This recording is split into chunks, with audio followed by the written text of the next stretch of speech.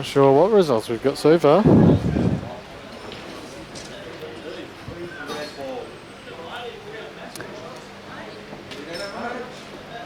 Sorry about that. Might have been a bit close. Here we go.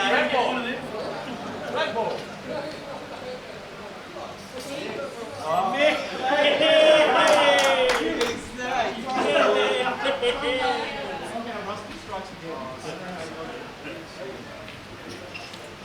That needs to be in Marc, eh?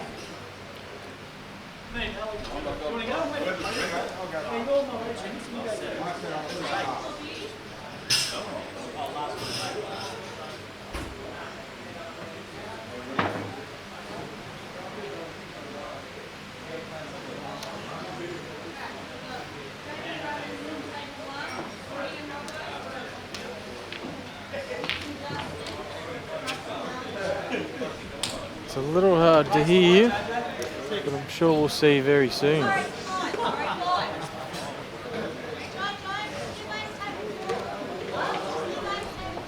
It looks like Justin has drawn Mick. Sounds like.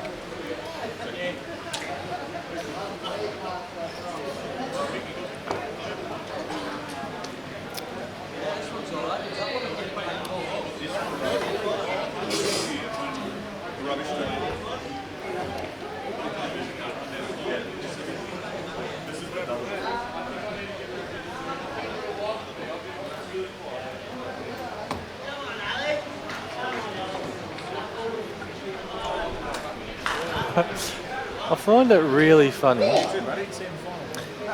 the amount of people that call Alec Evernardis Alex. He's that well a known player. He's won pretty much everything, but you'd think they'd have it worked out by now. The amount of times we've seen it written and heard it said, I think you'd know. I think half the field's just gone for a nervous wee break.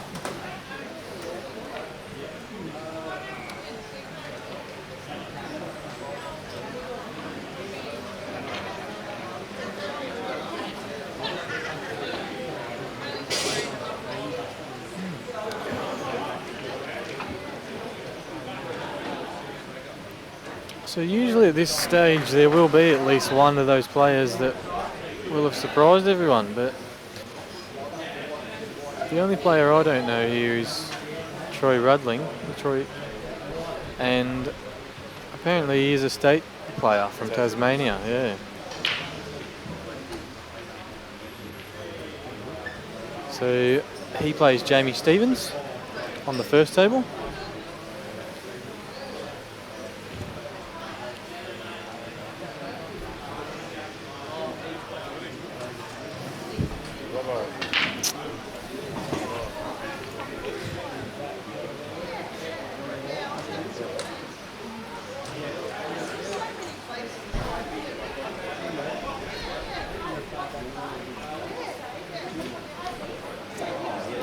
So, battle of the Marcs.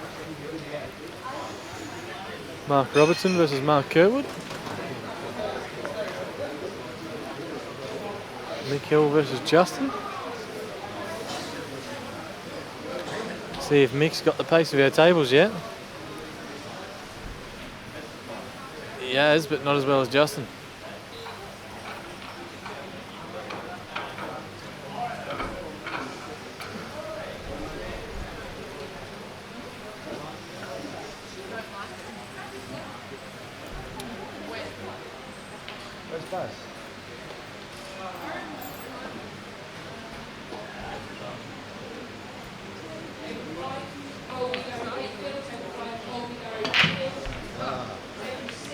Justin with a savage break. Trying to absolutely make sure he gets a ball. Sure he's going to be making sure of everything in this match, but in that case it hasn't worked out. Pretty unlucky considering how well he hit him.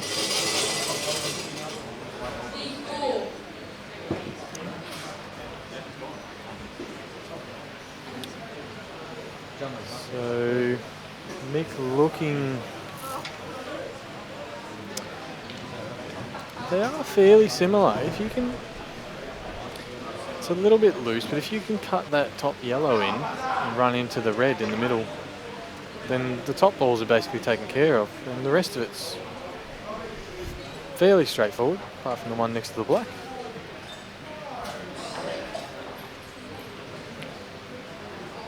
Oh.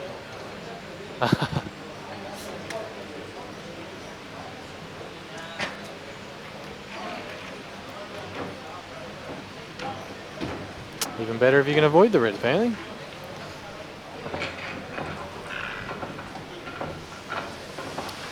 Unsure about. So looks like he's not in the ideal spot here, but he's very good at making these look easy.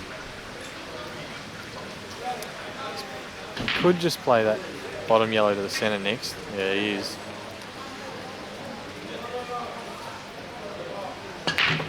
He's very good at running off a couple of rails and landing exactly where he wants to be, Mick.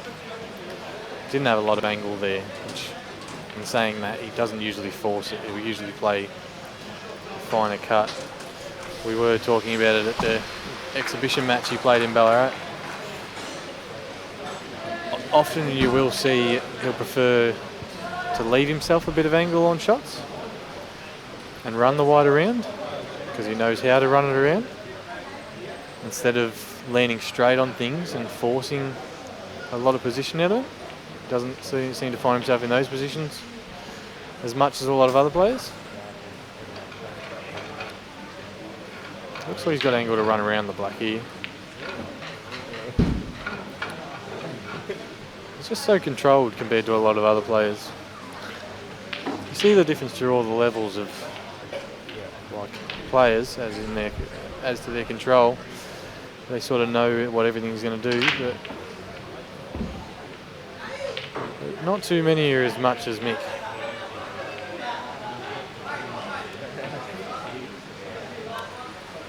Woody's happy to cover the black.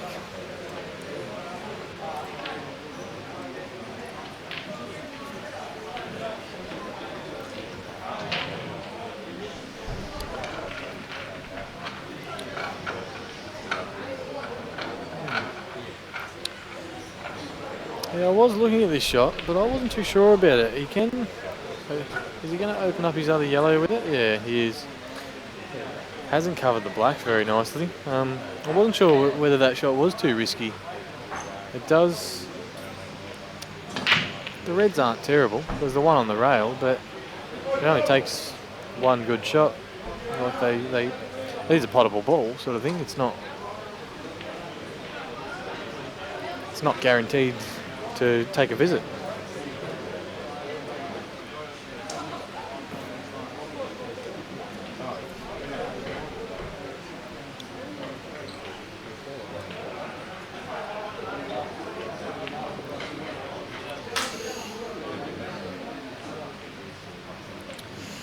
Mick with the dry break as well.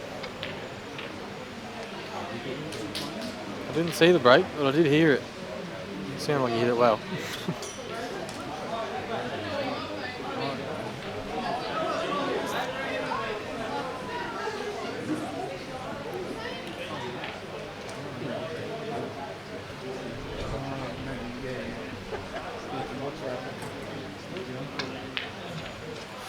Oh.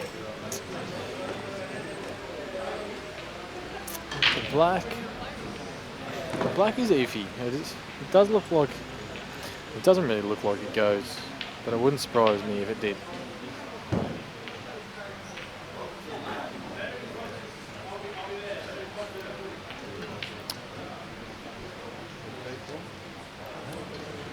It's got a nice angle there. It was almost as much as you can ask for. Might be still a little bit too much though. It's hard to run that down the rail and not run past your yellow. I think it looks like he'll be either running past the yellow or playing it.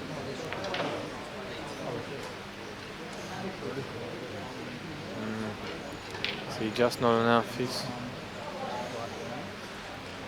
in a bit of an awkward spot now.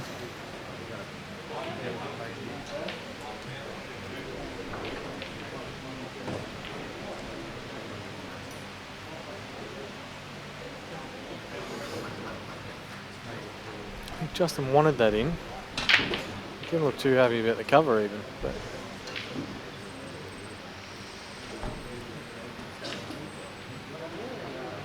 I suppose against Mick Hill a lot of the time covering isn't enough.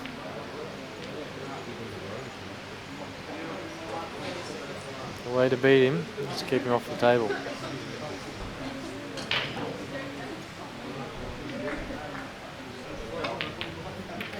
Oh, Woody with a massive pot and lands in the exact same spot basically as where he come from. That is very unfortunate. Had very little choice there. He's a little bit better and he's a little bit further away from the yellow as well.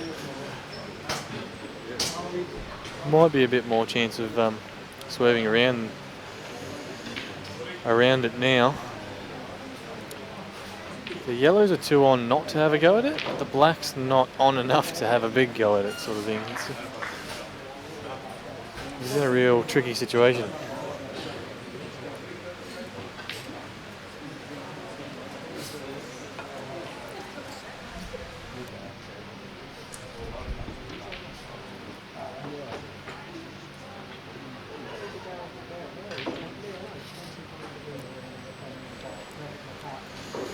So we've got Sam joining us in the commentary box. Woody's played a very nice swerve shot for that. Yeah, he's in a bit of trouble. He's just managed to swerve around that nicely.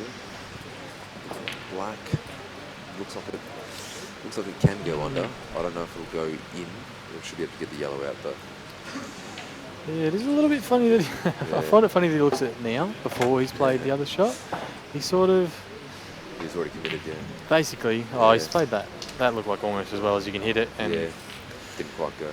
I think he knew that it was on. He was just double checking exactly the angle that he wanted to hit it. Well, he knew it was on enough to have a crack at it. Yep. It's a pretty awkward leave.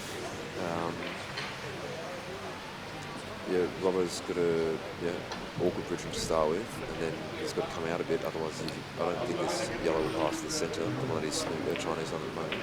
Yeah, he's probably got the top ball, but yeah, I think the bottom one is blocked by that second yellow. Yeah, actually just looking over the table, it does look like it passes. I think otherwise he would have hit it a little bit harder and come out just to give himself the option for that ball in the centre. Yeah, to the right hand side. Yeah. But they're all pretty open now. It looks like it should be just a dot to dot, really. Yeah. I don't know if that's where he wanted his white ball. Didn't seem as thought through as most of Robbo's shots usually would be. Should pick. Played a very nice pace. That's a nice little controlled white. He's actually almost gone too good. Yeah, I think he'll just screw back up the other side, play the yellow in the same pocket. Yeah. Just gets easier from here, kind of. Might use the top rail to come back down a little bit. I think he'll play in and out of ball. Try and leave the white almost where it is now, a little bit further to the right hand side, more towards the centre of the table. He just doesn't want to be running away from this yellow that's closest to the black spot. Because obviously it doesn't pass the black. Just going to the side rail. See, that was risky because he might just get away with that. But yeah, he's going. But for the majority of the shot, the white ball is on the wrong side of your shot, where you don't want to be. Yeah, he's had to make sure he overhit it. He's just got away with that. You can see that. If he was another ball's width across to the left there, I think he would have been in a whole lot of trouble. He's held that very well. Yeah, it's a nicely done out. It's a little bit out of position, but he's held it together.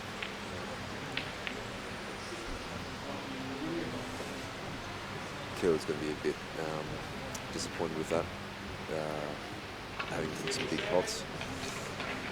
Yeah, you can't say he didn't work hard enough for it, but it is always the way. You sort of do all the work and then everything's just there for the opponent. Just on this table, Sajich has gone 1 each with Hill. I didn't see much of that out, but I think it nice finish to start at the end there.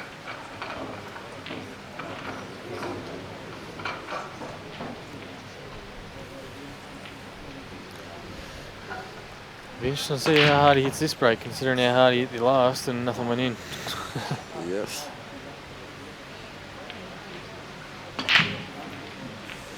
So, Yeah. It's a nice controlled one, a lot of power on it. But dropped one yellow. Tipping is going to be taking the reds. yeah, they are looking a little bit better, aren't they? So I'm looking at Sajich. This is Yeah. 2 breaks have just happened, and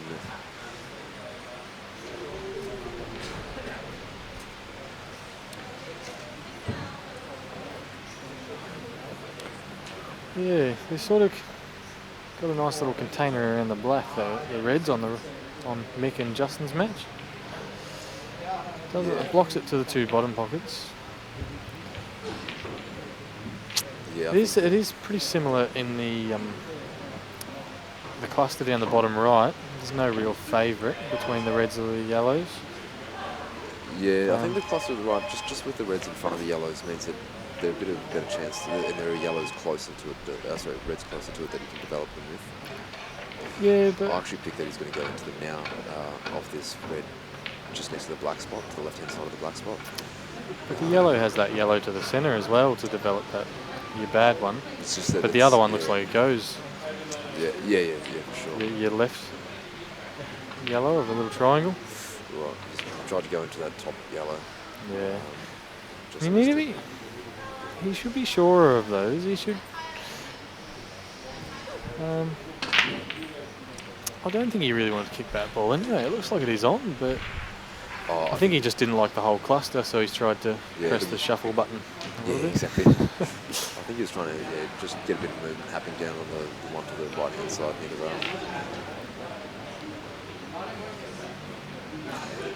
How's your weekend been? How's your tournament been? Oh, I'd rather not talk about it. Okay. It's gone It's horribly been that wrong. good, I did play a lot of good pool in big guns, but that's that's the thing about big guns. You can't just get away with playing a lot of good pool. You've got it it takes a lot of you. You have can't to be really afford very to drop consistent. for any of it. Yeah, there's some tough opponents there, and if you it's amazing how much one bad shot you can be punished for it. Yeah. And I find even the lower level players in big guns, they're not as lower level as a lot of the other comps you'll get into. Yeah, exactly. Yeah. Like there's a lot of people I hadn't heard of and that didn't sort of think too much of them, and they just played insane pool. Like hardly looked like missing any pots unless they were really hard. Even then, having a really good go at them and Yeah. just having a really good altogether game. Like from people. And even if they weren't getting them, they were making it hard for you. And Yeah, put you on the exactly. pump and punishing you. You get punished for any mistake you make. And you think about you miss one shot in a frame that you should have got, and then you lose that frame. You don't get a chance in the next one. You don't get That's a chance in it. the one after, and then you suddenly it's a 3-frame turnaround. At this level, you got to be thinking 4 frames before the end that every visit is your last, basically. Against any of the quality players. So Mick's not got coverage on that pocket. He's not happy with that shot at all. Yeah. He's left these really easy as well on the reds there. Yeah, there's not much to do at all.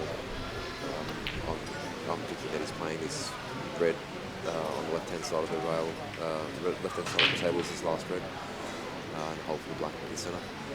Yeah, that's a good call. He's the hardest to get position off. All the others are pretty straightforward. He could play down for it after this shot and then play the red above the black in the centre as his second last red. Yeah. Just depends on where he ends up. Yeah. Yeah, it is one of those things you sort of go for the position on your bad ball, but if you don't get it, you can go again. Yeah, exactly. Yeah. Oh, I think so. The red above the black will be his last. Yeah, he definitely looks like he's got good angle to get across that right side of the table. He's landed a little bit awkward. There's the risk of that shot. If you land a bit too close to the rail or hard up against the yellow, you're in trouble. Or queuing, being a right-hander as well. Yeah. Another thing is you do have to. I don't think he has to get into it too much because I think the red is on. Quite easily. I did hear he knocked in a 147 not long ago in snooker though, so Yeah. if you can play snooker, you're probably used to leaning over, like, Yeah. probably got a bit of reach about you. I didn't realise he played that much snooker. Maximum's not an easy target. Yeah. Probably screw off this one. Yeah, he wouldn't have got. He has got a lot better angle off that than he would have. Most players would just sort of screw it and be happy to have that bit of angle on the black. But yeah, I really like that shot. He's played that really confidently and positively. It's like that's what I was about to say as well. It does build confidence, that shot. Yep. Sort of get the white flowing, not be too scared of it. Yeah, it's kind of the right way to play it. Like, if you try and tap things in and not run too far. If it's an open table, if there's things that you can glide into, then you don't play it. But if you've got an open table like that, you can just play around the angles. And that's a very snooky thing to do as well. Playing off more of the rails. So Marc Robertson at the table, 2-0 up. Yeah. It's a big break for Mick. Yeah, very unlucky for the cluster to come to gather back together on that bottom right corner. Not dissimilar to the last frame actually. That bit of a cluster, although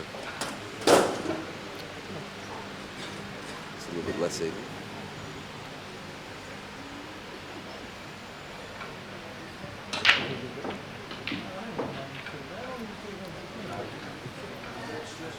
So Marc's just played a nice pop down that bottom right corner, but probably just looking at where the white's going to run into these balls on the side.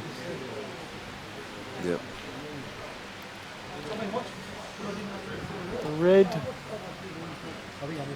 I don't think the red down the bottom doesn't look like it does go to the corner. I don't think so. Looks like it is covered up by that yellow. I suspect he's probably going to leave himself just straight on it, play it off the rail and take that pocket. Leave the white sitting on the yellow ball that the red's nearest to. I don't. Sure he didn't. Yeah, I don't think he's. It's a strange one. He didn't have a lot on the white ball. It wasn't like he tried to play it with side to get down and missed it or anything. He's just. I think he might have played it a little bottom left, but I don't know what he's done there. Yeah, he could have if he hit it fairly straight. Okay, the left wouldn't take any effect. Marc Curwood's just tying it up a bit over there, keeping himself in this. Doesn't want to risk opening up any of the other balls. Mick with a beautiful fine cut down that bottom corner. He's the red near the black. They do look pretty tight on each other, which if they are tight on each other, the red definitely doesn't go.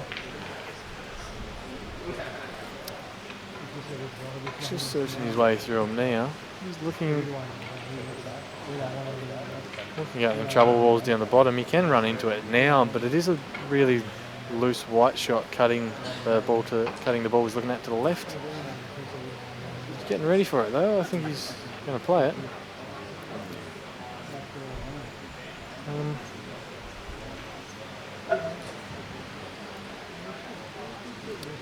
Really, that red is the only ball you can get a confident cannon on the black and the red with.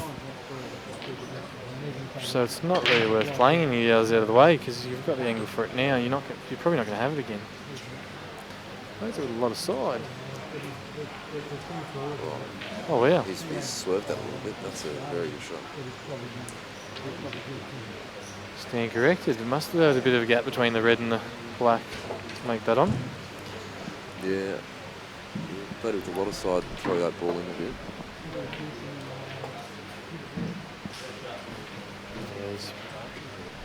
I think he's sure he'll just screw back a little bit and come through these, no worries.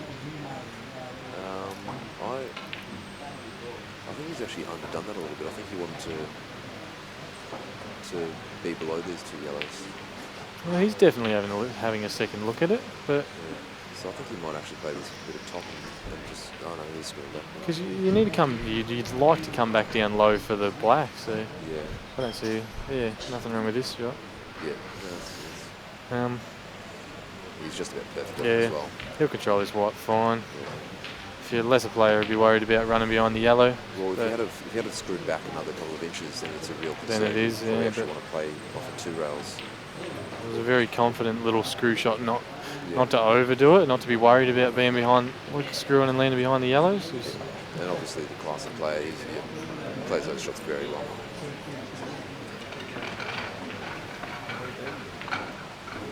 So Robert's just a bit of normal position. He's got a massive transition to make. I actually think that he might play well, I don't know if he will. I suspect he actually won't, but I think maybe he'll play a double on the red just above the black and screw back towards the same set. Yeah, I think the white sort of does get in the way. It looks like there. The problem with topping through this, I think, is the black. I think you're running about. You could be running the line of the black. It looks almost good on it, but you definitely want to have a bit of left on it to get back up to the top end of the table. Not to the top end of the table, but higher on the table.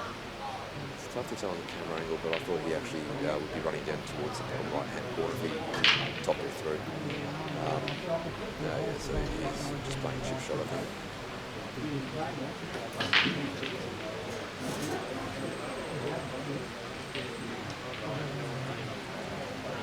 Yeah, just trying to tie up the black a bit. That's a pretty solid shot. The black does go long, I'm pretty sure. And we'll go back into this corner. Pocket, bottom right, pocket.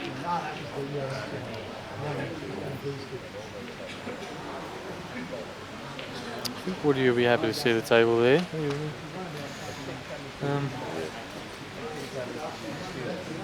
Just looking at that, black still does just go to the corner, to both corners by the looks. So it hasn't really contained it too much. No, it's something you have to navigate around, but I don't think it's too much of an obstacle.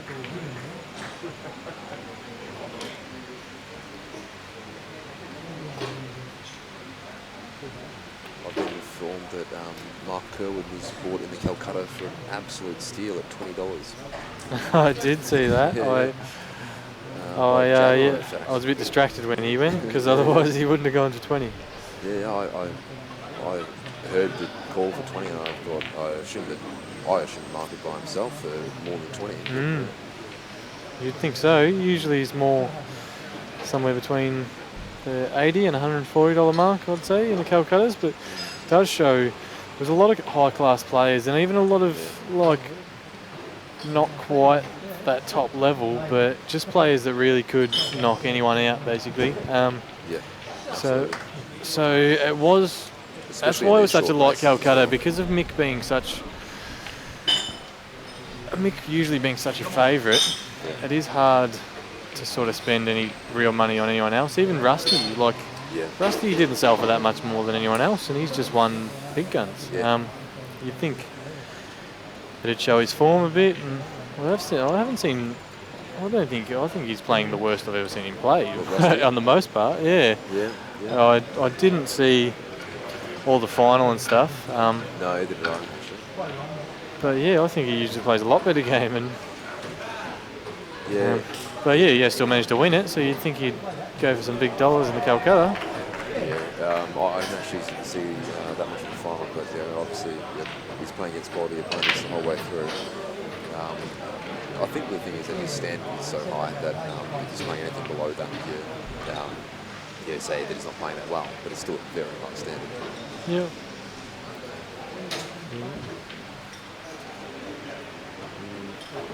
That black does become slightly more awkward now. I think it wouldn't change to the top left, but it means you can't get position on it to go to the bottom right.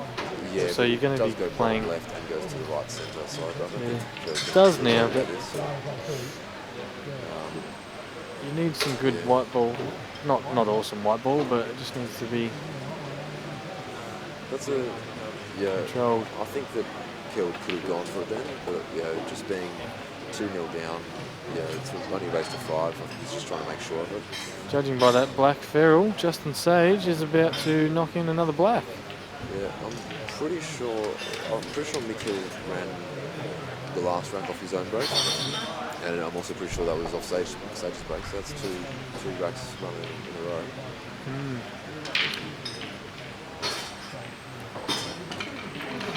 Justin is playing the game you need to beat him. Yeah, kind of unsurprisingly, it's a pretty high quality quarterfinal at the moment. The other two tables that we can't see at the moment are Alvin Bananas and Rusty Wheeler, and then Rudders and James Stevens on the other table.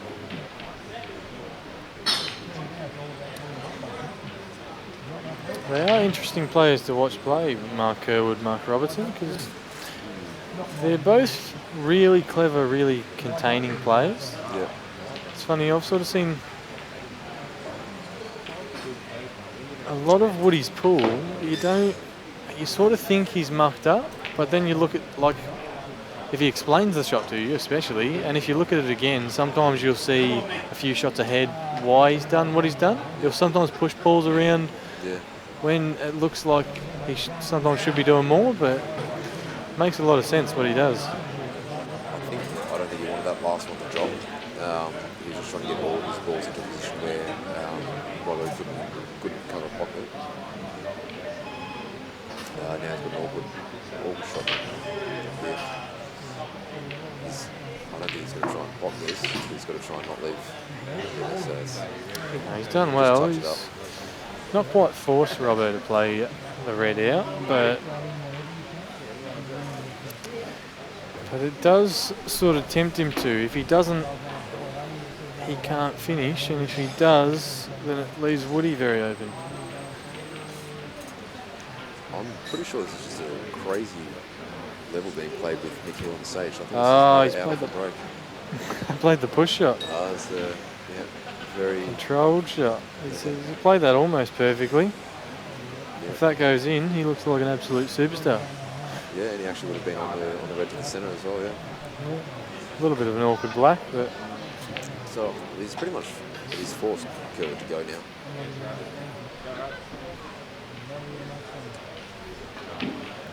Mick just looking at the white, how far he's going to run. He wants to. If he can cannon that red to hold, and if that'll be good enough for him. Yeah, it is not an easy transition to the next ball as well. No. Because he has to run too far on this one, and then causes him to rain to the red on the next. Yeah. J.O. is playing to the centre, is he? Oh, okay. That's a well-controlled shot. It's very easy to run past that black. So he's probably just going to top through, it looks, yeah. He's going to hit that. He hasn't got a very good connection there. Did say he likes playing balls with a bit of angle. I think he'll run over the other side now. Yeah, he will. Yeah. But he does like playing balls with a bit of an angle, but that wasn't any ball you needed any position off. So definitely that makes your putt a little bit easier when you're straighter on it. Yeah. So I think that's at least the third rack run in a row without the opponent having a shot now. It's funny, a bit of a different match to what we're seeing on the other table. Yeah. Well, this I didn't see Sajich have a shot in that one. There weren't that many reds on the table though.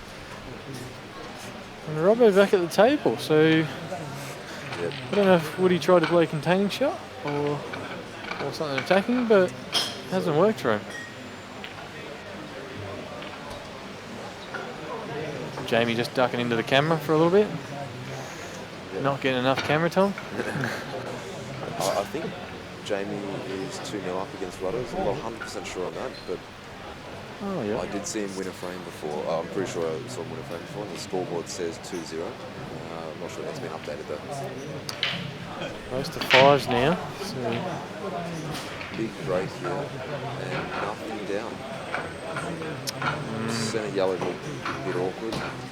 Doubles yellow up the top is awkward. Yeah, I don't know. Yeah, I can't see a clearance here. I think. I was going to say the reds up the top are possible to get through, but the reds down the bottom aren't looking very good at all.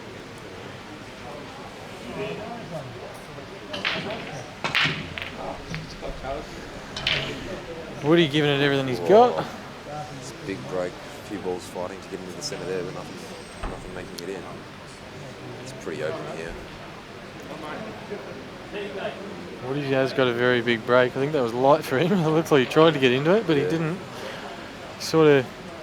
Usually you see him try to break big, and his cue will go well and truly past the centre of the table. Yeah. So Mick Really Hill's gets just pulled through up it. a little bit, taking yellows and just cover the pocket. I don't know if Sage will do it. He might try and run this red that's near the black spot up into the top left-hand corner and cover the pocket. I don't see that much else. Or he could. He could play a He snoopy could, down yeah, here yeah, with just run off black. this bottom ball. Sort of does keep the black nice and tied up. It does. Make Mick It play almost forces him to play his bottom ball. I don't know if Yeah. he will, but I don't think he will. I think he'll just play out of the snooker, but it does give the potential of a missed shot, or at least a better position for Sage. yeah, well that's it. I can't think of many spots on the table he'd rather not be than where he He's is. playing a deer.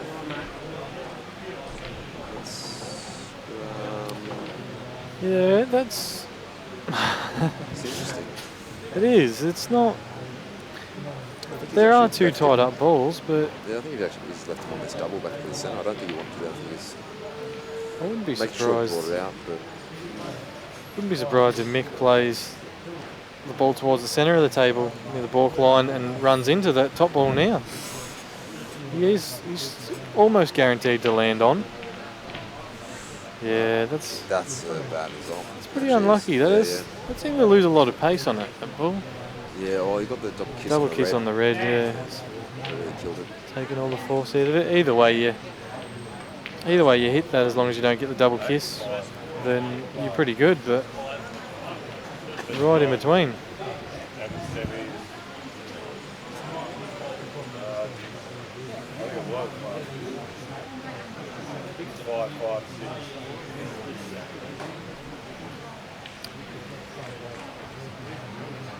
So we're looking at Marc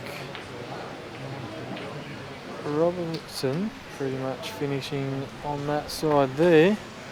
He has got a little bit of an awkward transition onto his next couple of balls, but Yeah. I'm sure he'll come up with something that makes it look real easy. You basically can top through, you're just not landing. I don't know, I can't see it unless you play it perfectly like that. Pretty much anywhere else. You have a bit of angle on that ball and that becomes a really awkward shot. He's still got a tiny bit, but I actually thought he might run past that because they both go to the left-hand top corner. yeah, he's looking at playing the other ball, I think, at the moment because of the awkward queuing, which again isn't the best for position. I think Mick Hill actually wanted this ball to We're run a gonna little bit screw off shorter too. than that. And so he could, he's not made a rail, is he? I think he actually wanted to be a bit short on that so he could play that off that one into the centre and disturb the one down to the right-hand side. He looked disappointed when it ran past the centre pocket a bit. Yeah. So Robert's got a bit of an awkward cut. The white ball's travelling a fair bit. He does play these well. I don't know if he will just. Yeah, he's just looking at the two over there. He doesn't want to. If he gets the one to the left, he's in bad shape. If he gets the one on the right hand side, he should be on the black bit flat to the centre on the right hand side. Yeah. So he's going to screw him to the side rail. Yeah, he has got a lot of angle there when you do look at it. Yeah, There's no danger of it's actually slowing it right down on too the much. table. Oh, on the camera, I should say. Oh, he's played that very nice. Yeah, that's nice.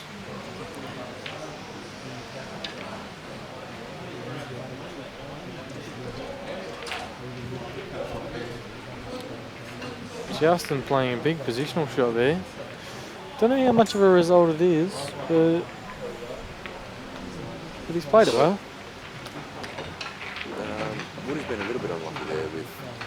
I mean, not necessarily. He did give a bit on the break, but so Robert's gone out off that break. It's the last thing you want when you're 3-0 down. Yeah, that's it. Have your opponent run out of your break and they've got the opportunity to do again. It's a hard comeback against a class player like Robbo, Yeah. especially with him to break.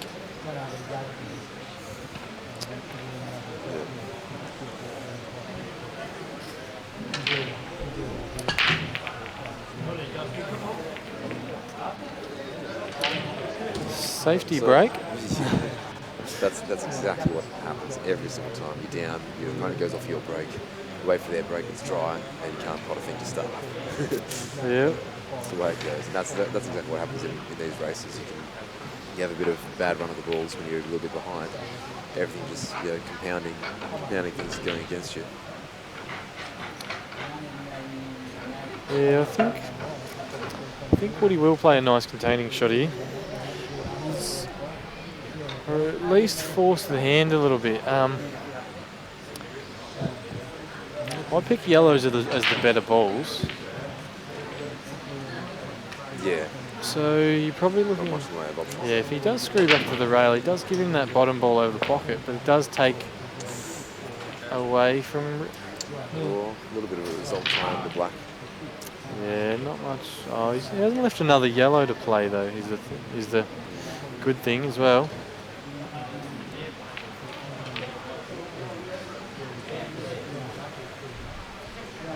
Yeah, it's a little bit of a rough start for Woody there.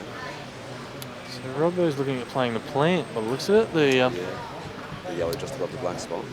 Yeah, straight towards that bottom corner. And I mean, you get into the 2 yellows over the left-hand side, or the one that's tied up, obviously. Well, you wouldn't think he'd hit it He'd be playing that hard. that hard. No, I'd think he'd be dribbling it in. You don't get awesome position, but it does solve the problem of the ball on the bottom rail a little bit. You'll be down there to play that. The ball contained by the yellows does have another yellow close to it, which is in a pretty good spot. If it was any further, you wouldn't want to be playing too big a extraction with the white ball, but it is, if you can get onto it nicely, it's a good ball to extract to. Okay, so Robbo wasn't happy to take that just yet. So he's still working the table on there. Robbo Curwood table. So Woody for the double, probably try and stay high just in case he misses it. That is probably really unfortunate, being forced into the reds. Yeah. The reds aren't sitting where you want them to be. No. You probably could have judged the double a little bit better, but yeah. Still a bit of work for Robbo to do, but yeah, reds aren't ideal for sure. Justin looking like he's in a decent spot right now. If he can, he's probably going to try and develop the ball furthest from the pocket up the top in this shot. If he does get good position on that, he'll easily get down. Yeah, that was.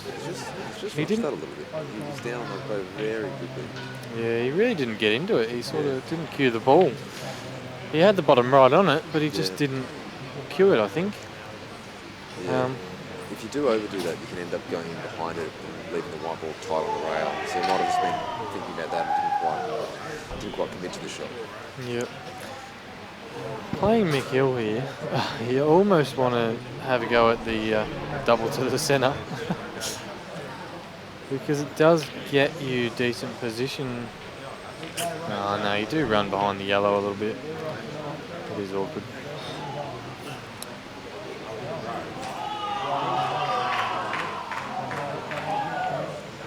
He is looking at playing the other balls and coming back for it, but he doesn't really have an option too. Off the yellow. And that's a terrible result. Yeah. He's pretty unlucky there.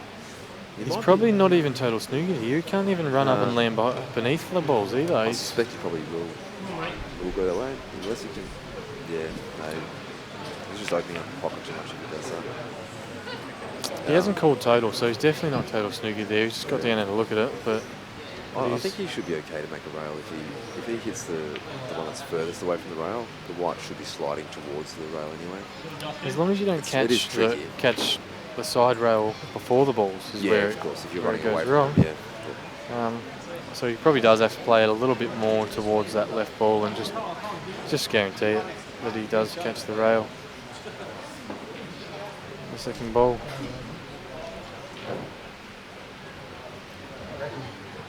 Looks like a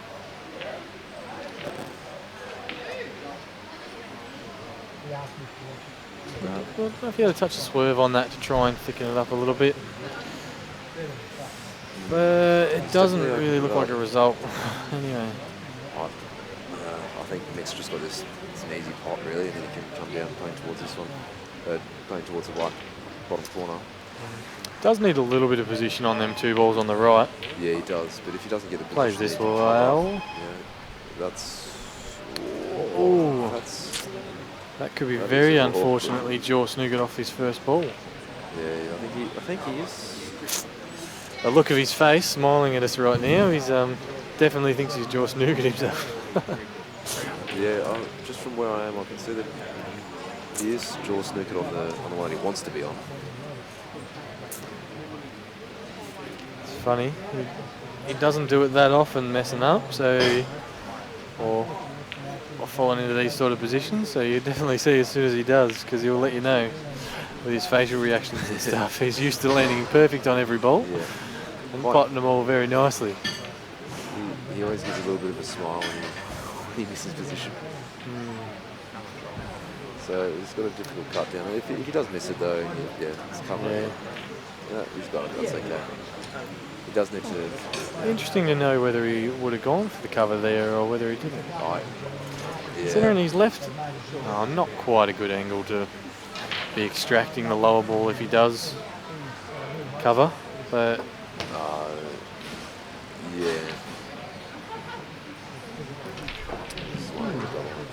this is interesting.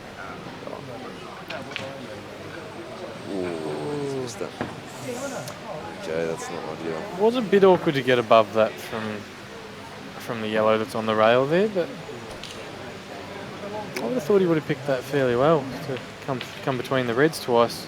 That's a bit of a over again. Justin goes ahead here. So Justin with a 4-3 lead, race to 5. I think Mick has just become human this year. Yeah, he's been an absolute force in these tournaments when he's been coming over. And I mean, it's not that he's getting worse, but I think the level of these players, when they compete against them, they're maybe not as nervous about it anymore, perhaps. Yeah. Be interesting to know how serious some of these guys are about it. How many times they've watched people play Mick Hill, so as they can work out how exactly to do it. Yeah, it's hard to pick a hole in his game, and I think everyone's just decided there is none. You just have to pot the pot out and not let him at the table. Yeah, I mean, he plays every aspect of his game is very good, but you are going to get chances. Obviously, you get fewer against him than other players. You just have to take every chance you get and do what you can. Yeah. And he's running into it again. The old dry break that he got against Joel. Yep. To lose in big guns. Well, it's a very good example there. Joel took just about every chance he got. Pretty much, yeah. There wasn't too many safeties. Played a couple when they were the right shot. But But no iffy ones. No, this out's a little bit hard, so I'll play a safety. It was. If you can avoid him getting to the table, he wouldn't let him there.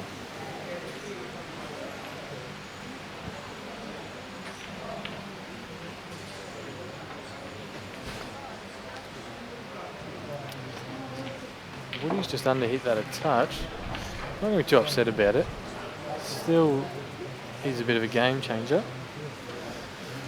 The shot. I didn't realise Marc had 2 shots then. He does have the second visit, so he's looked to cover both bottom pockets. He's got to make sure that Robbo can see a whole red here. A whole yellow. A whole yellow, yeah. Sorry? I think he can. Really? Looks terrible on the camera, but he's lining it up, so he's not sure about it, so it must be close. Yeah. I think he's going to chip off the side of it and play that yellow back in. Yeah, well, ideally, if this is foul snooker, then you just go ball in hand and you can play the yellow straight in. Straight in, Doesn't cost you the visit. Yeah. I don't think it is. So I'm pretty sure Woody will be there.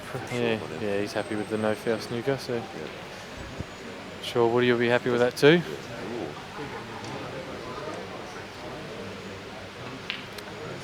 I'm surprised he played it that way. I thought he'd be chipping towards the rail. give himself a better angle to cannon that red out. Yeah, but he did have to touch the rail though, was the thing. Which to get the momentum on the yellow, you sort of need to overhit it a lot. You need to be, yeah. I thought he could have chipped it out and then played the yellow down the other side of the rail as well, but on the left-hand side rail, into that big pocket and you open some things over there. That's not much of a cover ball though, that left ball. Except for the ball that you're getting out. Yeah, it's either in or not in sort of thing, I think though. It's a hard ball to sort of judge the cover. You sort of think you hit them really well and your ball will just drop. You almost need to just back yourself and knock it in and get the red out of the way. Yeah. Wait for that opportunity.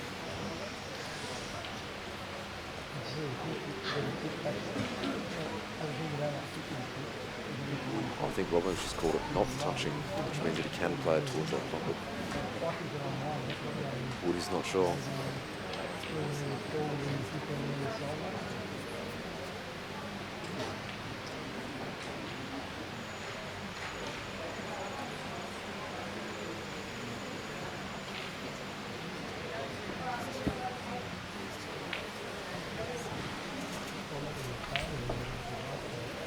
Mick for a fine cut. Looks like it's about 97 degrees on the CueballTV cabinet.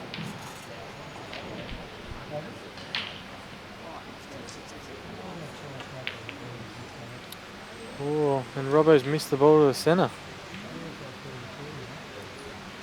Still got the two, but I don't think they'll get him too far, so he'll be back in defensive mode.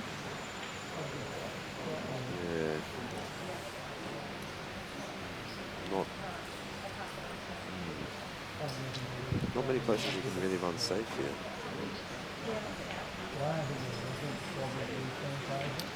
Yeah, it is getting to that point where the Reds are just too many options on. You're going to be left on something. McKill's taking a long time on this shot on the right-hand side of the screen. He lined up this super thin cut on the yellow to the centre, but I think he's now looking for safety. I'm not sure.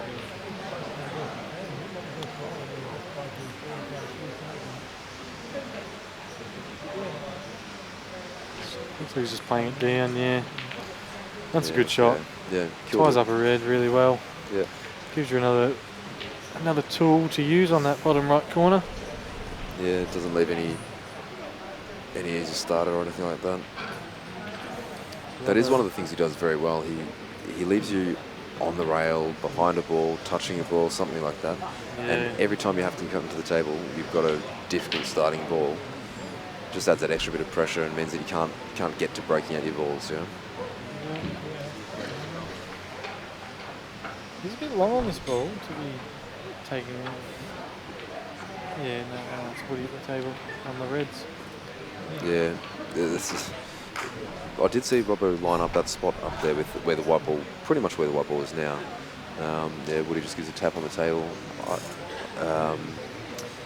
He's left it awkward. He's blocked him on both the easy balls that he'd like to start with. I wouldn't be too surprised if Woody plays it. Yeah, that one that he's lining up now into the bottom right-hand side, off the rail onto the yellow, and kill the yellow on the bottom rail in between his two reds. Yeah, I see that as messy because that red can easily bounce up to the yellow and sit flat on it. Or he's clean missed it. Yeah, he's still. I don't think that. It doesn't look like the yellow passes the bottom right. It does a bit on the screen. It looks like it, but on the table it looks like it's pretty tight. It looks worse on the table. Probably will jam, but yeah, I don't think you get it in front. Yeah, you can't just clear it out of the pocket. You need to get something in front of it. So Robbo's got his work cut out for him for the rest of this frame. He could play this through, try and knock it out and leave the. Oh, there's still a shot to the centre on both of those reds. He's got a bit stuck. I think he's just going to punch this in. I think a bit of bottom spin.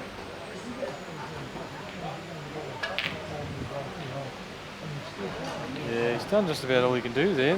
That's a good result. That's an incredibly good shot to get the white nice and high like that. Yeah. A little bit unlucky for Woody, really, that he had the angle to screw back there as well as get the the yellow in that spot. Like, if it had been any different, then he would have had to pop the yellow, or sorry, he would have had to pop the red. Really with a long bottle here. Yeah. Oh, He's made it. Just got it in. Might have killed that red. Yeah, he has. It doesn't go to the centre from what I can see. Yeah, it doesn't go to the centre. He might have enough of it to push it towards his bottom right-hand side, to the corner, and just leave Robbo tied in behind that, in behind the black. So he's off to at least 2 of his yellows. Yeah, it's not a bad shot. You don't leave him could leave the double. too straight on the double, yeah. Oh, he's fouled. That was definitely fair. Yeah, moved the black first. Black shouldn't have moved. He called it straight away. So that's a bit of a let off for Robbo. And could be the end of the road for Woody. No. So this is when it gets a bit super offensive. All depend on whether Robbo thinks that, yeah, the yellow does go underneath the red, so he's not going to be playing any on the double left-hand side. He's happy with it. Yeah.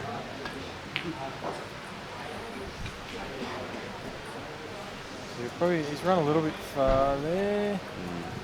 He's probably, or not far enough either way.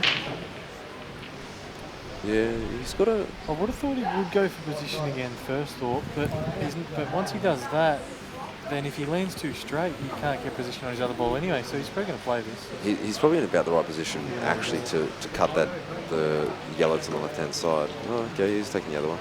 It is funny that he's having another go at it, because if he does land straight here... Yeah, he's in a similar position, but... He's right on the start of the angle that you want. He's going to need a... So he's playing this as backspin.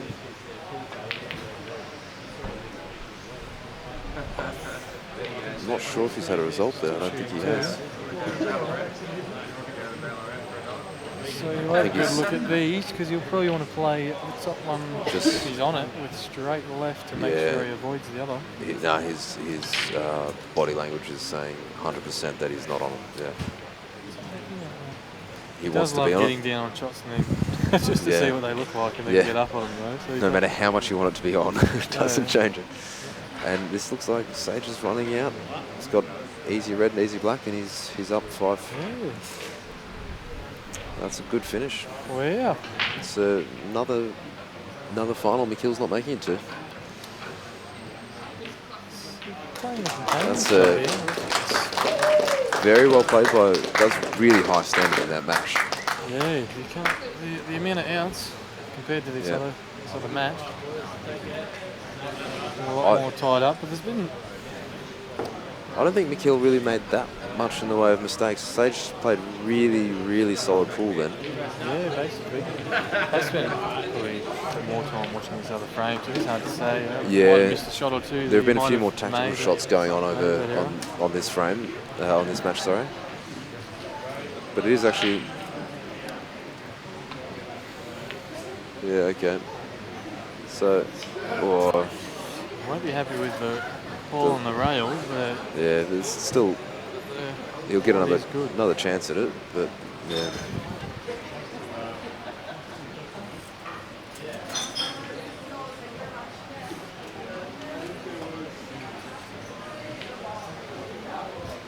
Robbo really doesn't want to play these yellows any closer to that dead pocket than they are now. Which is why he's looking to play I wonder if it's chopping it back. Oh, okay, no. I like that shot. Oh, yeah, other than killing the yellow. It was well spotted, that shot. I was looking at something similar, but I didn't look at it through the ball. I looked at it as a fine glance. Thin chop, but which isn't... Yeah, would have put it closer towards the red on the dead pocket on the right-hand side. Yeah, exactly. That was a problem with that shot. Yeah. So Justin, now not our first into the quarters, because Alec has finished his match.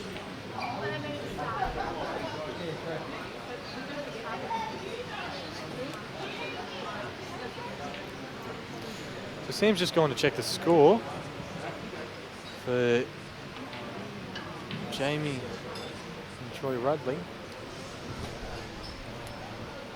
It is looking like 3-1 to Jamie. Oh, Woody just drawing a ball. Not the best white not the white he would have wanted, but I still think he almost would have gotten away with that. Get onto the board.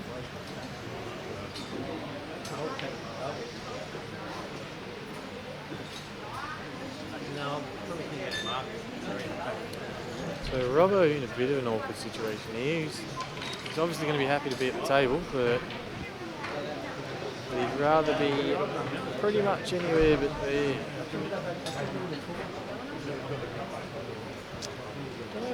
He obviously can't afford to lay up again. He's going to play that reverse double. Loose as hit it. Oh! As I called earlier today, they are always in contention. It's funny, it seems no matter what angle you play it, a white on a reverse cut double will always end up very close to that centre. I don't blame Robbo. It was a very hard shot for probably not even thinking of that. Even if he did think about it, not trying to do anything to change it. Just due to the difficulty of the pot, which he had to make sure of.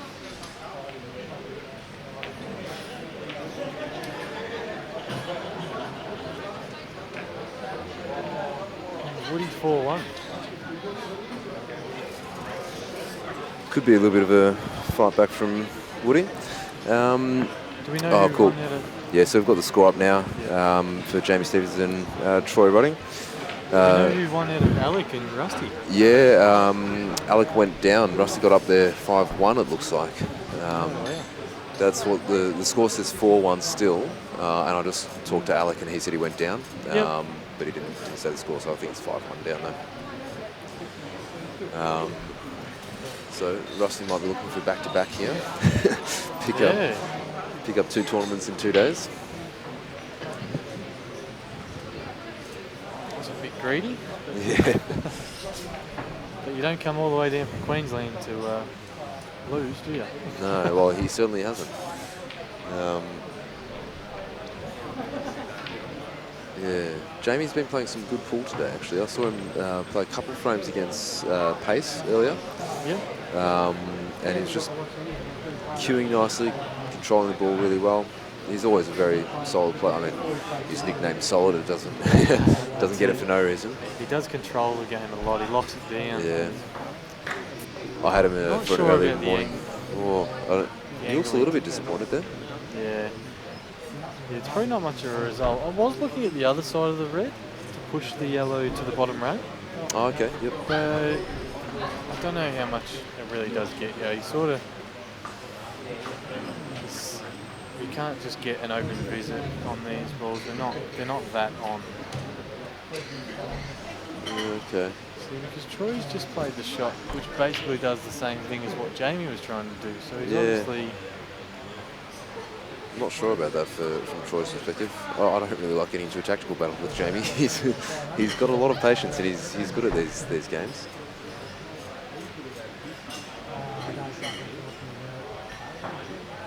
Actually, it was Jamie who knocked me out of big guns. He made his first mistake in the 5th frame. He was playing very, very well. Every time I came to the table, like I was talking about before, tucked in behind the ball, queuing off the rail. I had pockets covered already. He just really, really dictated the pace of the game. Yeah. And then when he got to the point where he had an out, you're just making them very smoothly. The first shot that he made a mistake with was a positional shot, just understunned a shot. That was the first frame I won. Yeah, he's a very controlling player, much like Robbo, but. And that was actually at 9 a.m. in the morning, and he'd been doing commentary through late the night before. Yep. And had to get back to Ballarat.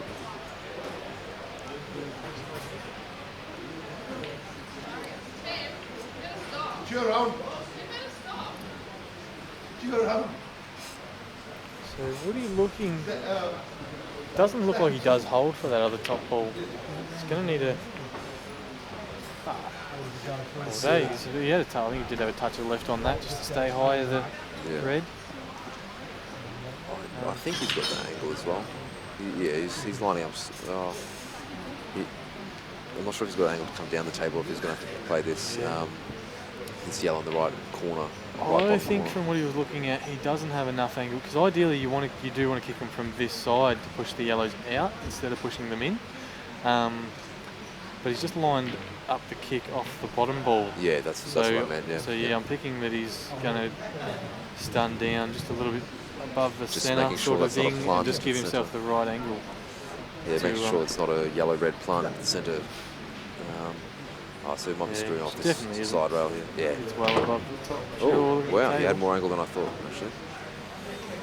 Yeah, that is a funny one, because I definitely don't think he was trying to... You can't have been trying to kick that. Like, you can't have that pace on the ball off the rail and everything to get... Like, you can maybe push the yellows out, but if you do, your white's not going to be in a very good spot. That is a very good shot. Maybe that is exactly... that would have been exactly what he was trying for. Not a chance he was playing for that gap. That was less than a ball's width gap in between the red and black. I don't think you can judge that at that pace. There's no chance of you going for that. Yeah, that is a good point. Definitely hit that with a lot. Screwing back now to get the other ball off the rail. Just played the twitched a little bit. Well enough. But yeah, he's got the cannon down. I think he took his eye off the pot, played the cannon, not the pot. Yeah, it does get like that sometimes. Yeah, desperately it's trying absolute for killer. You line up the pot, then you line up the angle, and then you lose the line of the pot. It is like that. You can control the shot a lot more just hitting it with straight bottom. But or you can opt to play it with bottom side, and then you can worry about the pot and less about the cannon.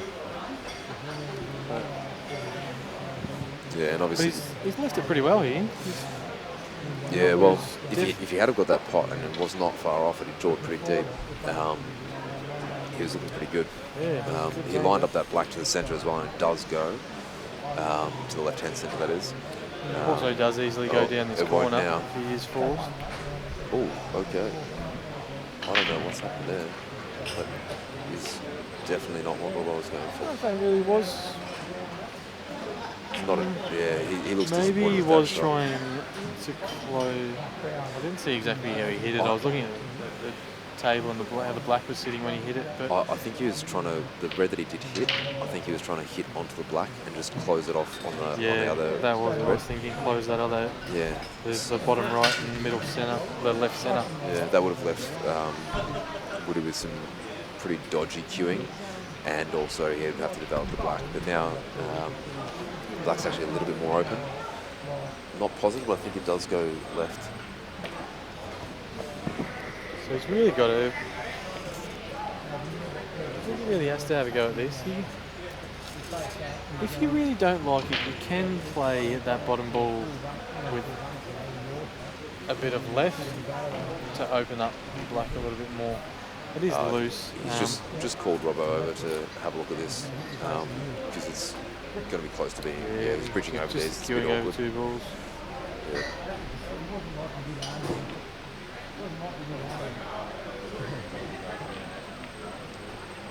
That's a good shot. That is all he needs. Yeah.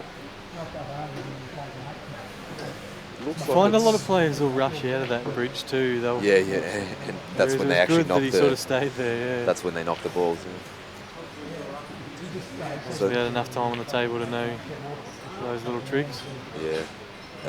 So I've been told the black does go to the bottom left-hand corner as well. So it just depends on how he plays. So I think he's going to roll this on. I think he's going to play it to the centre. He's going to get up to the off the rail a little bit. Oh, he's sort of not played it anywhere yet. Yeah, it looks like he wasn't 100% sure about where he wanted to be there. It actually was. I think he has tried to run high. Yeah, he is playing to the corner. Oh, that's a shot. And that should be a game closer, really. And yeah, that'd be the match as well. These reds they're not perfect, but a pretty good white ball, and I think they'll look quite easy. Yeah, Robert's really good at that. picking the one red that he needs to knock out of whatever cluster it is or whatever, and just being on everything naturally.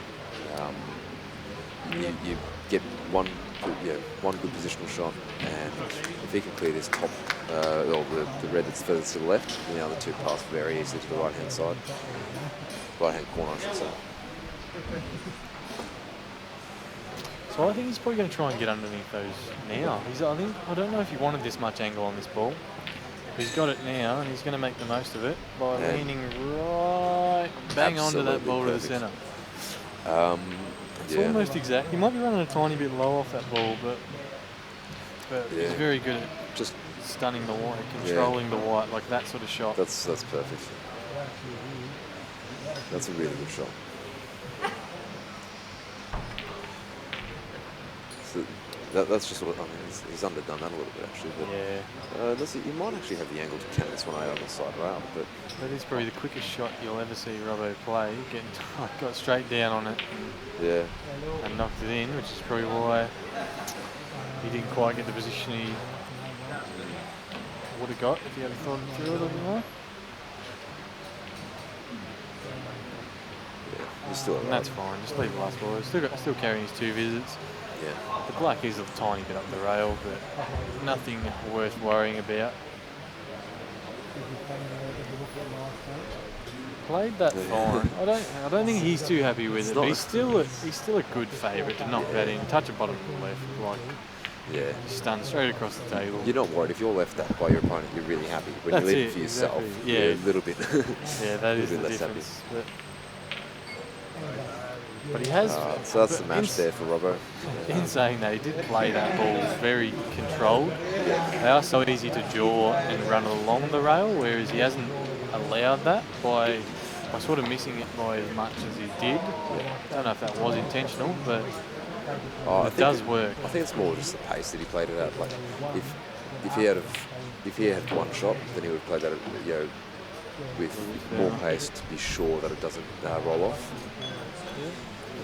So looking at this, Jamie just under hitting a ball to the bottom corner, but I don't know if that is so much under hit. I'm not sure. He's got a fair bit of coverage down there. The red basically covers the pot of the yellow anyway, so he probably, it wouldn't surprise me if he was just bringing that red into play. Just his red that's in there isn't in a good spot, and he needs another ball to be able to either get position on it or move it where he wants it. And this is a very interesting one because he's left in the perfect angle for the extraction, but it's not much of an extraction at all. You basically got to. Yeah, I'm not sure that I like it, to be honest. Like, I think if you cannon that yellow fat, which it's easy to do, he's lining up. He is 3-1 up. He's always going to. Yeah, he's always going to. Okay. It's just moved a little bit. I think he might have actually left this yellow to the centre.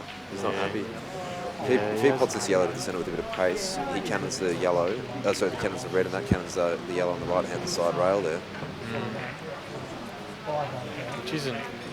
It's not an ideal position to be in, but the balls are there. I don't know if he'll take it on. I think it's difficult safety.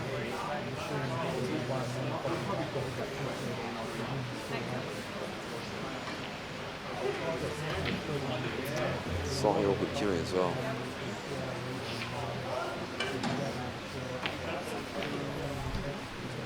He has had a go at it. He didn't hit that too bad, and the yellow really hasn't moved too far. He has hit the far side jaw, so he might have been able to get a bit more pace on than that, but it didn't look like, judging after the shot, it doesn't look like he really had the angle to get any decent extraction on that other ball. Just getting there and getting in our way. Can't remember you brushing the tables for the next round. I think Jamie can just cut this red down, play a plan. If it doesn't go in, I don't think the double's there for the. No, the double is there for the yellow. It's definitely a tricky double. Yeah. You would hope that you can't go too wrong. You're not really going to. I doubt you're going to not pot a red, not want the red, and leave that side of the pocket open. It can happen, but it's... I'm just thinking, oh, okay, he's just okay. Yeah, so... See, this is risky, because does that yellow go off the other yellow to the centre? It definitely I think it's too looks far out. Good chance. Yeah, it looks it on the camera, but I think it might be too far out. Well, I thought the only reason it didn't was because it was too close to the rail. Oh, okay. So,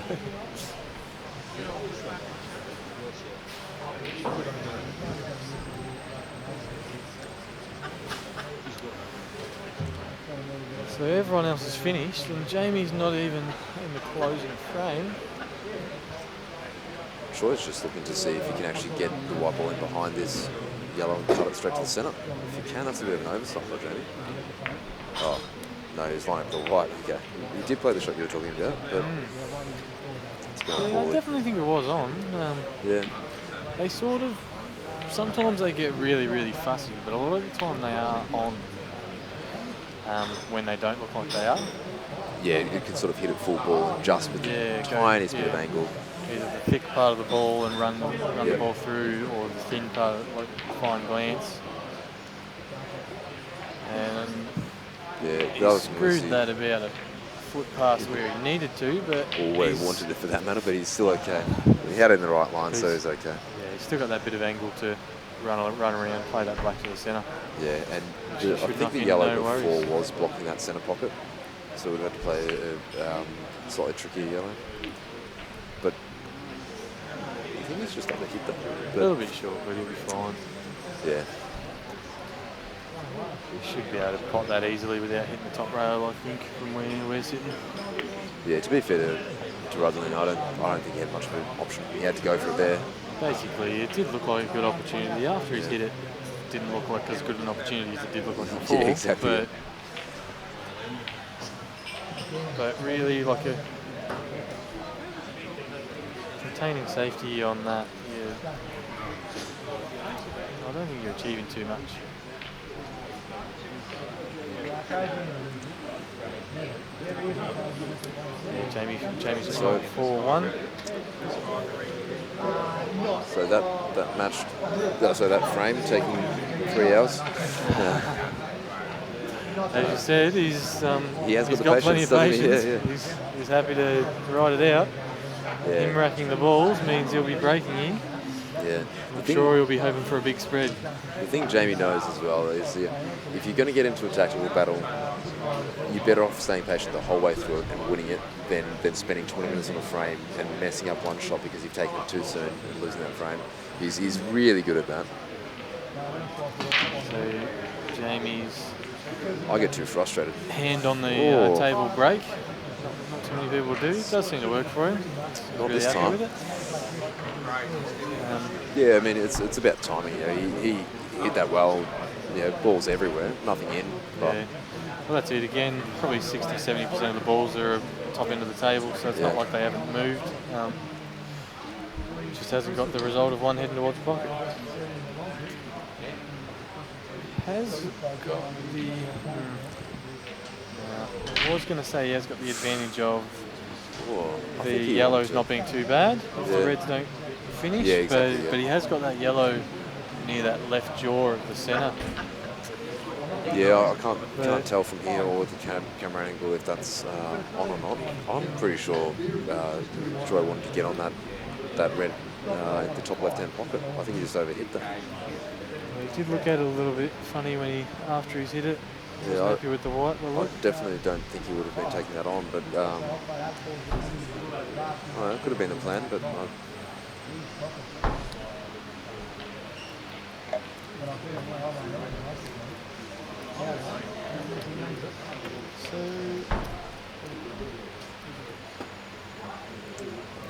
it's a bit out of control, and he's having trouble finding that spot where he wants to be again. Just taming that white down. Just push that ball. It definitely looks like it does still go. On the camera especially, it does look ahead of the yellow. Yeah, so he's playing this into the centre. Obviously, he's running the white ball a fair bit.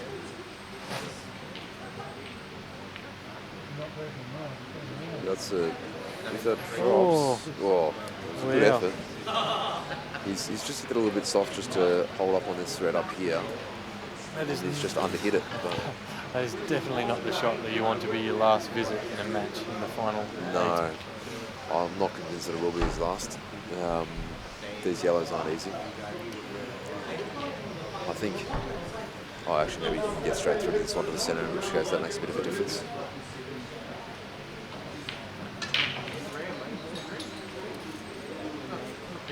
It looks like he's playing the ball centre. Yeah, so He's played that well. That was a good confident pot to get that white ball out of there, not be too tied up on the next one. It's not in the best spot, but it does give him a couple of options.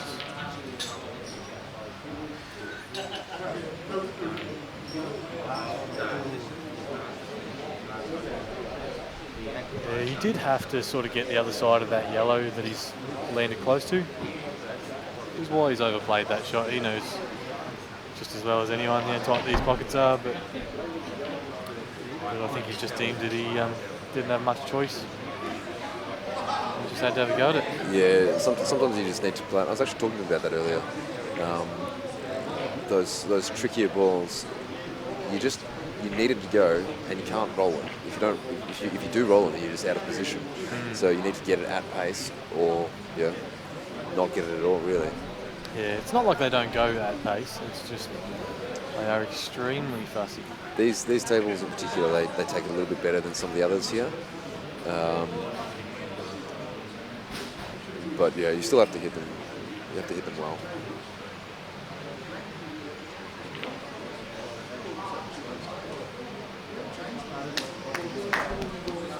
It's not a bad shot from Troy. It's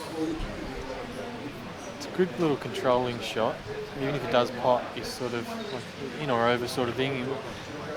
It just means either way he does get another visit instead of trying to play a big pot, missing it. And it's looking pretty easy for Jamie.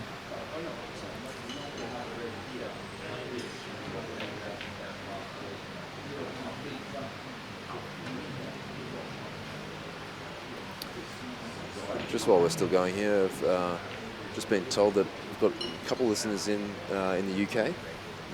Not sure what hour it is there. Got a message from Anton Edwards. I believe he's watching this. He's a mate of McKill's, actually.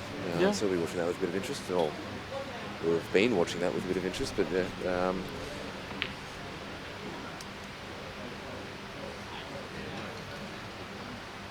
Yeah, it's good to see a few high-quality players, high-quality foreign players coming over this year. Like even some that are local but just moved over, sort of thing. Likes of Rob Bowen. Yep. And Andy Barnett as well. Yep. Both playing. Andy was very high level. Definitely a bit of a dark horse in this one. Yeah, the way he was playing, he was a good danger to keep moving along. Yeah. He was playing some exceptional pool yesterday. I believe he practices with Rusty a fair bit.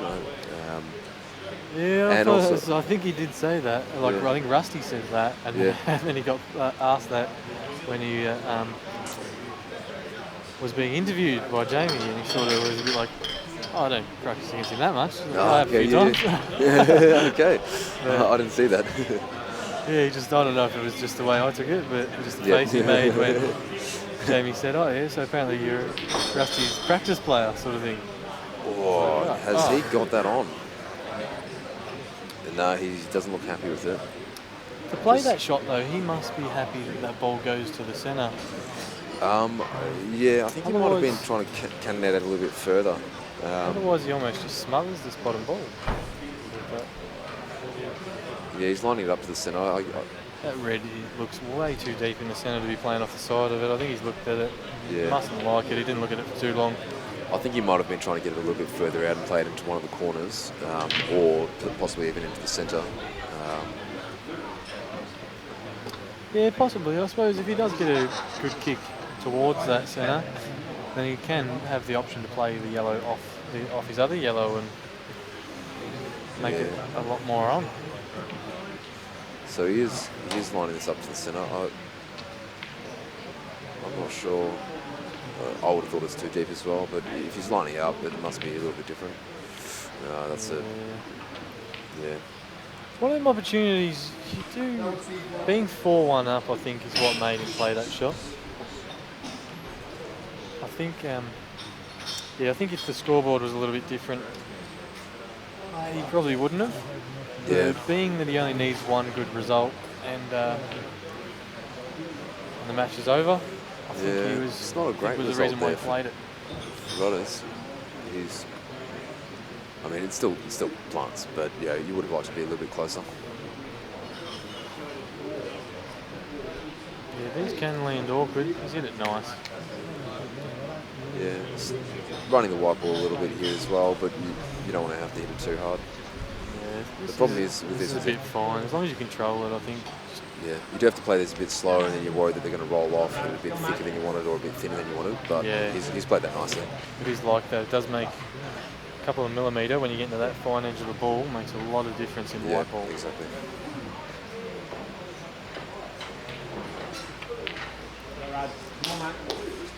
So that's a much needed frame there. 4-2. Rodling, he goes for a tactical toilet break.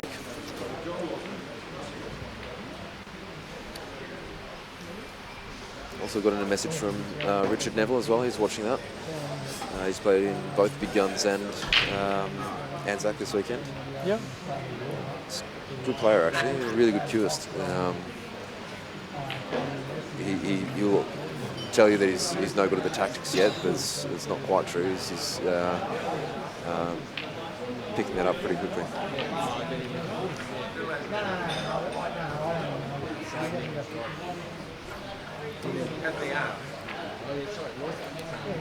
So everybody else waiting patiently, going cold, while Jamie Stevens and Troy Rudling still in there playing. I think the other players will be a little bit annoyed at Jamie for fouling there.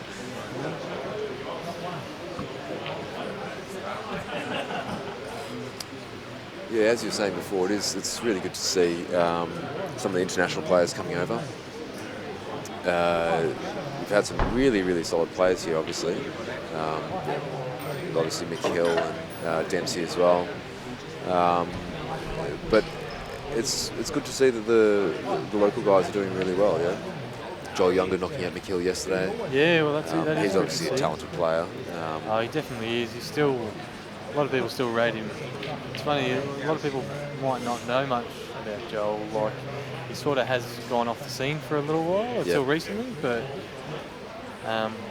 according to Jake McCartney, he puts Joel definitely in top 3 in the country. Yep. Well, yeah, I mean, obviously playing at his own venue as well, being there all the time, I guess, and playing a lot of snooker. You can see that quality in his action, that accuracy with his pots, and then obviously plays a decent bit of 8-ball to keep up there with the control of the white ball. Yeah. As Jamie was saying, he was originally an 8-ball player. We're seeing some very old footage of him back in the day with hair. So, which one, Jamie or Joel? Joel. Oh, okay, he was an 8-ball originally. Okay. Then he moved to snooker. Yes, yeah, from what I've heard. Okay, yeah. And also what I've seen, basically. I know, well, since I've been around, he's always played both since I've been around. But yeah, that's interesting. He started with 8-ball. Yeah, well, I think Jamie did say it the other day. And Jamie's been around the game and around Joel and that for long enough. Yeah. Fair idea. I don't know what Jamie's lining up there. Oh, I think he was just lining up, looking to take reds and then seeing what angle he needs to cannon that red out on the top rail. But then again, I think he's putting yellows now. Played a very well controlled shot. Yeah, it's good doesn't cover. cover too much, but it probably will be valuable later in the frame, I'm thinking. The reds aren't too dangerous at this stage to be finishing anything off, and Jamie does have that yellow tied up in the bottom right with the reds that he's He really doesn't have a lot of choice with. He hasn't got any balls close to it to be extracting or. That's a good shot there by Rutling. Jamie in these positions when he's got that tricky yellow down the bottom bottom right hand corner, I should say, and so just looking to gain a bit of control on the table and tie balls up, and then he can develop that at some stage. But by taking that pocket back, it's closed off an option for Jamie. So that's basically 3 reds that that Jamie can't tie up with Rutland's.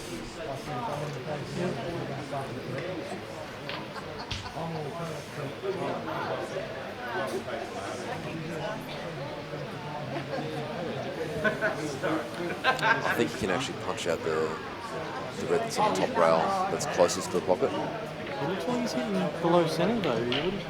Oh, he's missed it. Yeah, I'll punch it. Yeah. Well, that's it's a bit lucky it didn't go in. It's a bit. Yeah, it's not exactly where you want it to land. Like ideally, with the direction it's travelling, it could have been worse. Could have down. been better. Yeah. Probably runs down to your yellow, which could have been. He could have looked at that tactically, but yeah, hasn't. Oh well, he missed the contact with the ball that he's going for, so that would have been a very different result if he had got that contact. Yeah. I'm just going to run this back in front. Just take control of the pocket again. Oh, he's overhit it. I think he got away with that. I think that yellow tucks in. There might be a bit of a gap there. There's definitely at least enough gap to get the yellow back in front. Yeah, true. This far enough away from the pocket that you're not going to sort of catch that angle and then the red come off the jaw. Yeah. Which could be the thing that makes the difference. Okay, so it's just avoiding contacting that other red by playing this one first. Otherwise, he would have been cannoning that other red probably closer. Oh, I actually thought he would have been leaving it kind of on the nameplate of the table in the bulk area.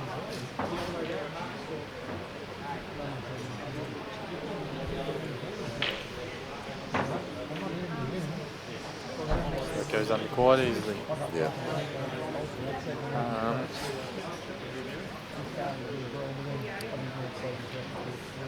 So it's hard to say who sort of has control. You'd have to say Jamie after that shot, really. Red on the side rail. Whether Troy can cut this ball and then knock. He can cut it. Out. He just has to avoid the cannon on that red, potting the yellow. If he can cut this in and then cannon that red back out. Yeah, it doesn't look like a very big gap between the balls for him to be getting around the back of it and knocking it out. Yeah, from this angle it's a little bit tricky to tell, but he actually had too much angle. That's. Might have been trying to knock out the ball further down the rail. But no, he was definitely trying to get that one out, I reckon. You could have right on that. It was a tough pot, almost natural. Yeah. He's actually, unfortunately for him, he's given Jamie a couple more options on this yellow that's tied up down here. Prior to that, it was touching that red, so he couldn't do anything. Yeah, he could double it probably back over to that corner, bottom left-hand corner where the other yellow is.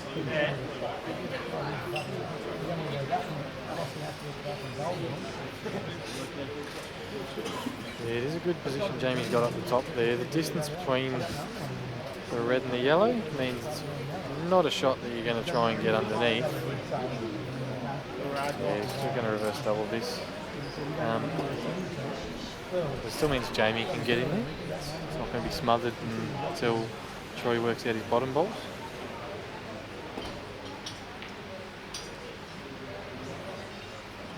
Oh, that's rolled off a bit, for sure. Yeah, it did look. He played it pretty slow. So low from where I've seen it. Yeah, that is the way that you'd expect it to roll with the nap anyway. But yeah, it's a bit humid in here at the moment, so the nap's quite heavy. They're probably guaranteed more than their money back anyway. So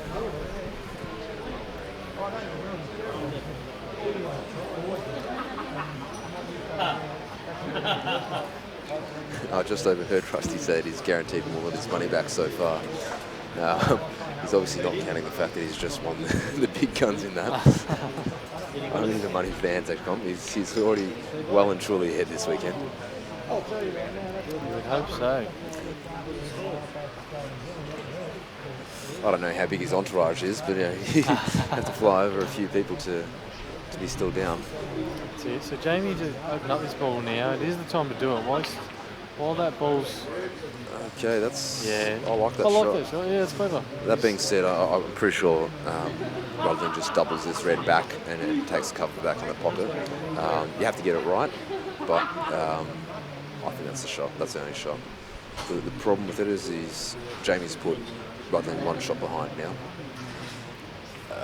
If he can cover this pocket, Jamie can still waste a shot and get this yellow out, because that red near the centre of the table, sorry, near the ball client. Sort of no man's land. Okay, he might be looking You smothering this. almost can... It's probably done all right there. I was thinking the shot Jamie would be trying to get on is to double that yellow on the rail back over onto his ball. I reckon Jamie just rolls this. Yeah, that's what I was thinking as well. Yeah, I think Jamie just rolls this yellow down over the pocket, as long as he blocks the pocket. Oh, okay, he did not. The plant must have been set off it. Well, Yeah, that is funny. It couldn't have been too far off. yeah. Can miss the jaws, I suppose. Just Leave that- that high ball still on. Is has the to only be thing tight, that can yeah. go wrong. If Rodley can get this double now, or if he plays to develop it, he's still got a tricky shot on the left-hand side of the rail. Not happy with the queuing. Does not want to lose the whole match and Yeah, ruin his whole Anzac tournament on a shirt foul. Yeah, shirt fair. yeah, he's missed the cannon. He does. He's The in sooner he trouble. moves that ball, the better. He did have a good opportunity at then. Yeah. Now he's probably in a whole lot of trouble, really. Still on for a double, but yeah. Yeah, he's still got to get But the sooner position. you move it, the more pressure you apply, the more Yeah, you just sort of start looking like you're in a real position to finish. He's probably going to try and get behind that ball. His hand's near at the moment, I would think. But it doesn't look like he is, but I would have thought he would be. Yeah, he is. He's caught it, but it's not. I think he's awkward. Yeah, I think might not go it's to the blocked to the centre. centre. Yeah. He's blocked the other one to the centre as well, which is a problem. Very close to a nice shot, but hasn't quite got the results.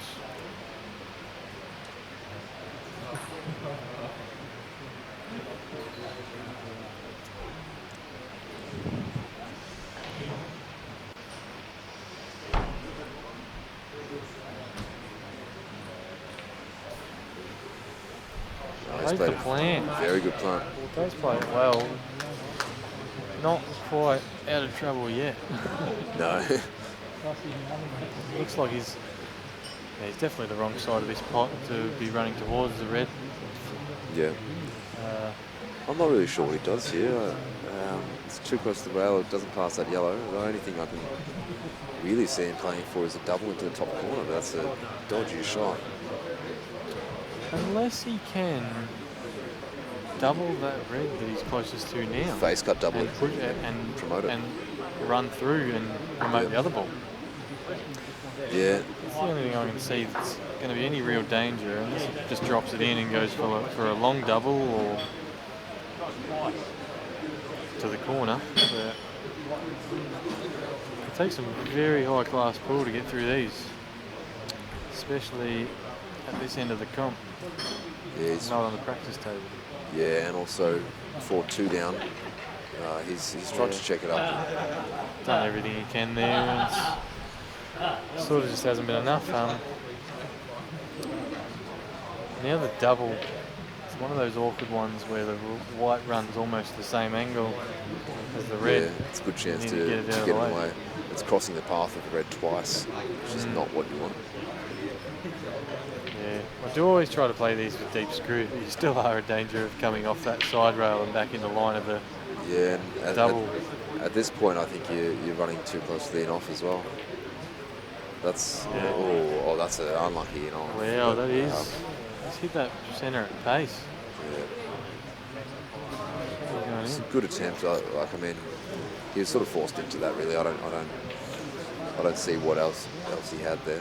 But So it's looking like it's a bit unlucky for you guys because Jamie's not going to make it back to commentary because he'll be playing in the final four. If I haven't called it too soon. 2 shots here. You can roll this in, either play it where he was planning on playing, or you can play it back in the centre. You will be fine. I suspect he'll be You'll have playing a million into the corner, the same corner. Oh, that shirt is so... I'm sure he's been watched from the other side. Yeah, This yeah. side of it. From this angle, it looked It's bad. funny. I in Ballarat one day, I think he shirt fouled, and I called it, and he's like, "Really?" He's like, "I've never shirt fouled in my life." Well, we can't say that anymore. He's on a list of ones. Yeah, he's this side of the ball, so it does look a lot worse than it. Oh, that's a bad shot. Oh, that's a He terrible might even one. snook it himself. Smiles at it. Yeah. I mean, He's still got to be a good Yeah. favourite to win, but it's if you can get it, if you can see it, then you should be able to snooker or at least make it really awkward. But you have to leave your yellow on after this shot. If you kill your yellow, Rudling's got a free shot at that red. When I say free shot, I mean he'll set it up. He must be able to see it okay. the way he's looked at it. I think he's His got- monocle. Oh, Oh, he's hit that. That's a loose shot because your white can run there. If your white's on the bottom rail, you're safe. But he's hit that very hard. I suppose as long as you hit it fairly full ball, you're not in a bad spot. yeah. I think the fact that he's put it on makes a big difference. I think the danger here is that Rudling's kind of got. He does have a free shot at the cut into the corner. The white's going to be running back down this end for potentially black into the centre near Jamie's yellow. And even if he misses it, as long as he doesn't leave a big pocket, then Jamie's, I not in a think good spot. I think he'll be doing well if he doesn't hit the bottom rail. Oh, he's hit that nice and soft. That's very unlucky. It's a good cut. Yeah. That still, I still think he's favourite here. He can leave a very awkward pot for Jamie. Okay. As long as he leaves the black on, then he leaves that pressure.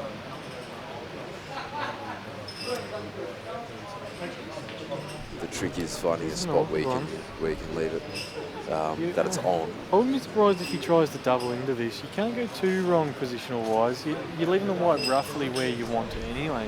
Double it to into leave the corner or Jamie the in centre? between. Nah, so double the white to pop the black. Oh, okay, I see. Yep. So you're always going to, what it does, it pushes the he's black lining that over the pocket, puts on pressure, as well as, and you have to hit that pretty bad for Jamie to be left with any real good shot. Yeah. And it's close enough to the rail that, like, even if he hits rail first, then it's probably going to hit a rail. He won't foul. You hit it. You got to hit it a little bit harder Yeah, that's. than that sort of pace where you're worried about hitting the rail. But Yeah. I think that's about as good as you can get with that shot. Leaves a long, difficult pot. drifting There's towards this for the biggest centre. pressure shot you can play. Jamie will be absolutely spewing if he loses this, and if he doesn't get the shot, he does lose this.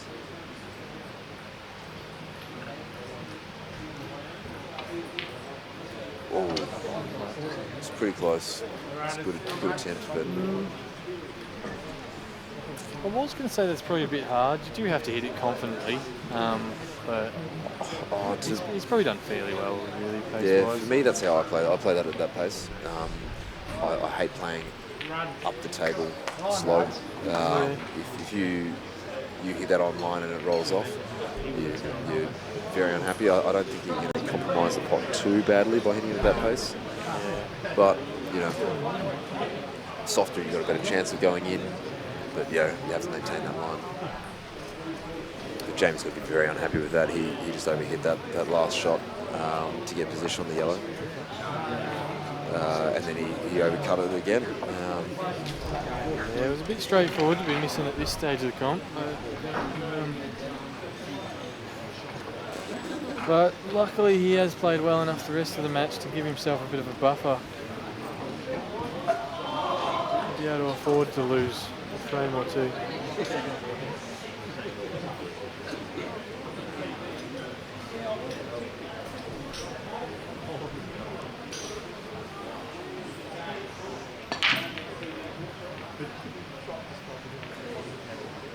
He's He's got a ball.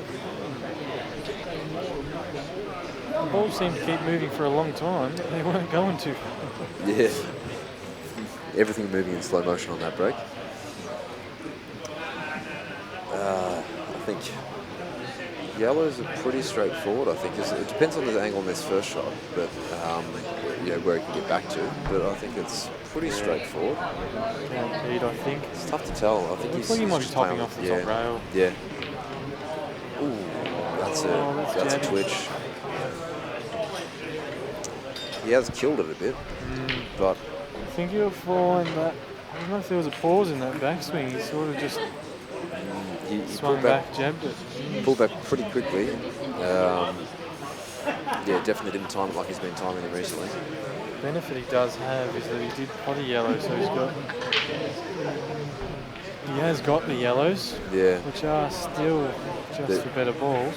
Yellows are the better balls, yeah. Unfortunately, he's killed that one.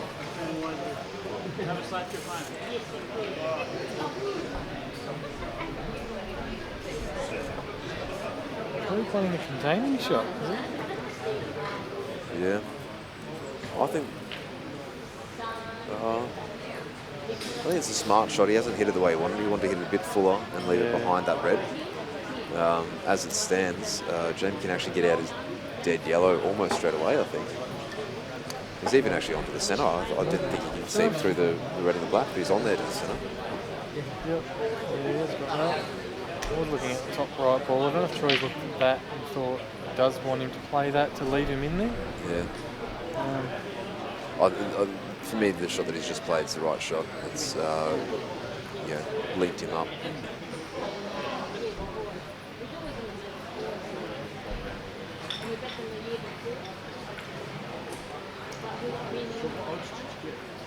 Definitely making sure of that one in the back elbow. Yeah, made sure. Funny going on there. No, it might have been. He's almost controlled it a little bit too much and slowly gone through the ball.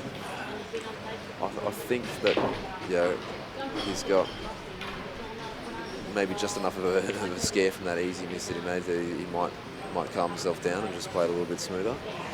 I don't know if he was looking for angle there to develop that ball on the rail, to play the ball that's near the reds in the centre of the table and run into the other one. Into the corner. Yeah, the same pocket he just played. Yes, same pocket. Yeah. Centre.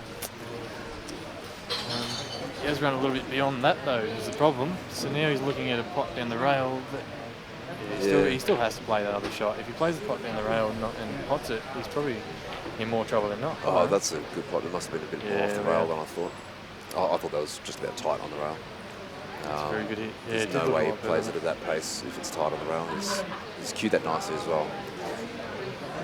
It is funny though, sometimes when you see these players, they don't get punished for bad cueing and they don't make that mistake again. Yeah. Don't know, these are tricky. You sort of want to dribble this in almost as light as you can. Just keep that bit of separation between you and the other. He obviously had more angle than that. Yeah, he couldn't hold, so he's played that very nicely. He'll be happy with that shot. Yeah, he has around the white well. He's never sort of going to land too much better than that. He's not in the ideal spot. A bit close to the rail, but so we can't hope for too much more. Sort of running towards the black. Yeah, I think he'll be potting it into the centre that the white ball's closest to at the moment. His shirt looks so close on the screen, but it's got a bit more space than that. That's a nicely played shot. Just made sure of the pot. But even if he had just sat that over, there was no easy start on the reds. Yeah, I think he just wants to close. Look, I had you 4-2, 4-1, was it even? Yeah, that's not letting you any nicely further. Finished there, actually. Good bit of a comeback. So the marathon.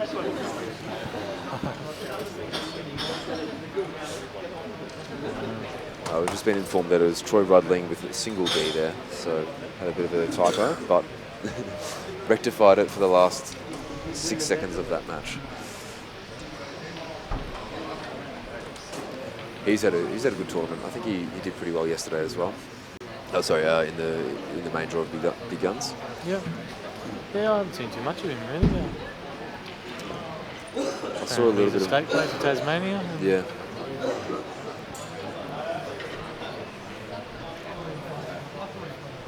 all the boys look ready and raring to go. We'll have to draw all the balls out again. See who draws who. Yeah, so this is a random draw at the moment, so there's no... you don't know who's going to be playing against who until it's all said and done.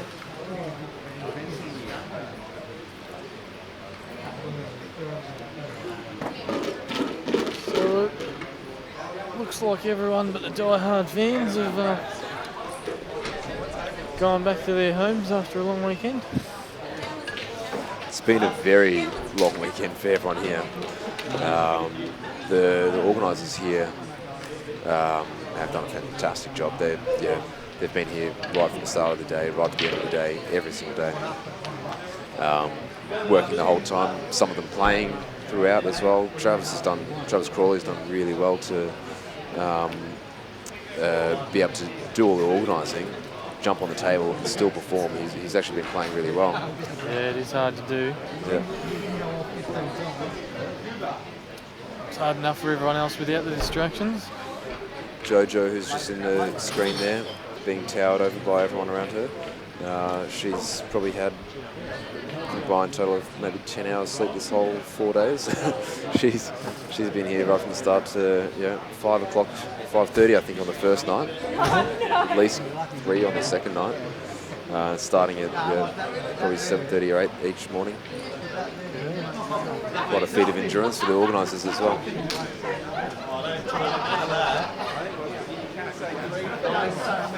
Yeah, big thanks to all the guys who have organised the comp. It's all been around really well.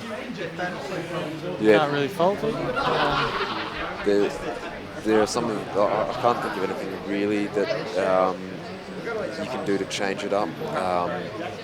There's been delays, but they're kind of unavoidable, really. You've got a finite number of tables, and for instance, like that delay just then, that match ended up going a little bit longer than it could have. Got a couple of tactical battles. No one wants to take on a careless shot and lose a match, so some matches just go longer. So I mean, like some people have played some late matches. It's mostly been on the loser's side of the draw for the big guns, and then today it's run pretty smoothly, pretty quickly. People were getting off the table and having a 10-minute break and then getting straight back onto the table, which is good for a lot of players. Some players don't like it; they like to have a bit of a break. But I find you can keep your arm going a little bit. Don't cool down too much. Yeah, I find the same. I had a really long break in big guns and it really didn't work. I basically gave away the first 4 frames to then basically play at least on par pool with the person I was playing. And you can't. It's hard to catch up when you've already given them 4 frames out of 8. Yeah, you can't just step up and go frame for frame at that stage. You need to really, really work hard for it.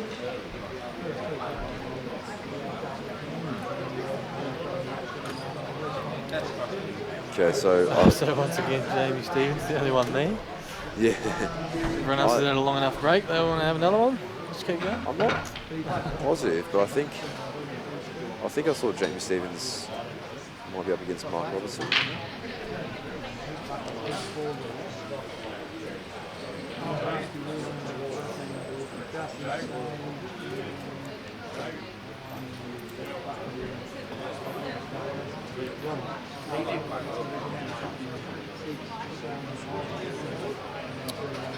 Yes, that is right. Jamie is playing against Robbo.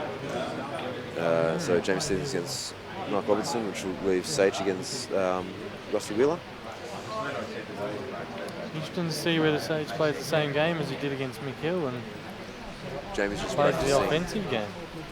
Jamie's just accidentally playing that with the side. Oh, Jamie's actually practicing the lag.